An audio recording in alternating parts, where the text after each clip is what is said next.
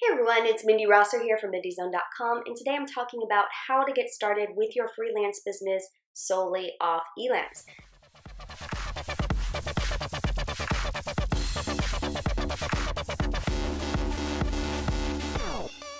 Now, that is exactly what I did. I did have one carryover client when I launched my freelance marketing business, but other than that, it was strictly from Elance and what I found there, and then some things started snowballing, which led into other opportunities. What you need to know about Elance is, number one, you got to have a great profile. That's the first thing that people see, and if you want people to send you requests to submit them a proposal, you got to have a great profile. It's got to be well written.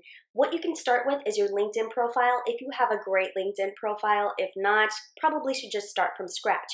What you need to keep in mind with the Elance audience is that most of them are small business owners, entrepreneurs, maybe even subcontracting some work. So they have their own business and they're looking for some people to fill in the gaps. So most of them do not have a big budget. You will come across some that do have bigger budgets than others, and you may just get lucky and find some savvy person that knows to go to Elance to look for some quality talent. So that's something to keep in mind. It's usually not a big money maker, especially at the beginning. When you do start out, after you have that great profile, make sure it's 100% complete. I would also recommend that you do some of their tests. They have some tests that you can do to show your skill sets and to show how good you are and proficient in what areas you want to be known for. I did the social media one, I did content marketing because those are the two things I wanted to promote on my profile. And I'm in the top 1% for content and then the top 5 or 10% for social media.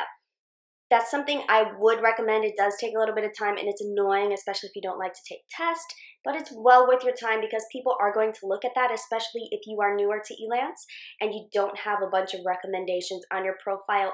The more that you can do to look legit, to look real, to look like you know what you're doing on Elance, the better. You can also include a link to a video. I would recommend that you make a video specifically for Elance and attracting clients there. I have not done that, but I do link to one of my marketing know-how videos and about how I do marketing.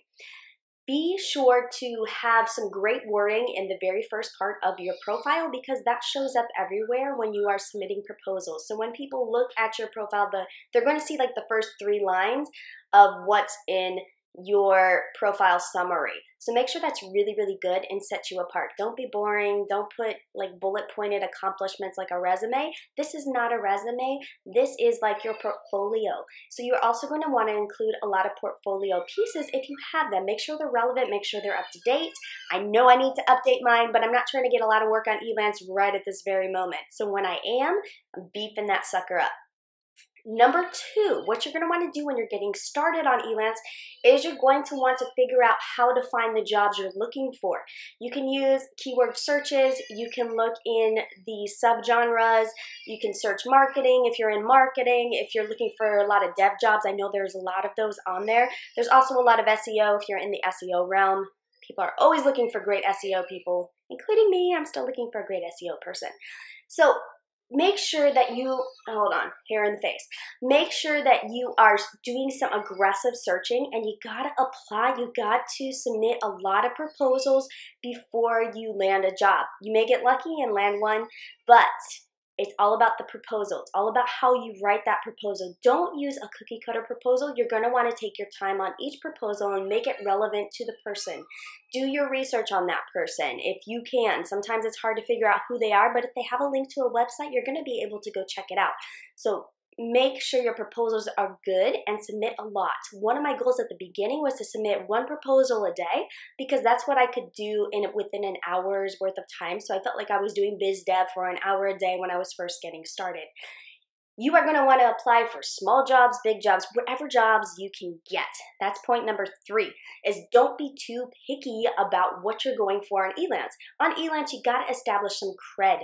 At first, you're going to look like a complete noob because you're going to have $0 and no clients, no stars, no reviews, and that's okay. You can't be afraid to go out there and pitch because that's the only way that you're going to get some cred on Elance is to go pitch and do some jobs. So I started with a few smaller jobs so I could get some recommendations, and make sure when you're pitching for those smaller jobs that the people you are pitching to are also people who will leave you a recommendation, and you can see that in their profile. So if they don't typically leave recommendations, it might be a waste of your time, because at the beginning you need to earn money, number one, because that's going to show up with your profile, and you're also going to need to have some recommendations from people giving you stars and jobs completed and milestones and whatnot.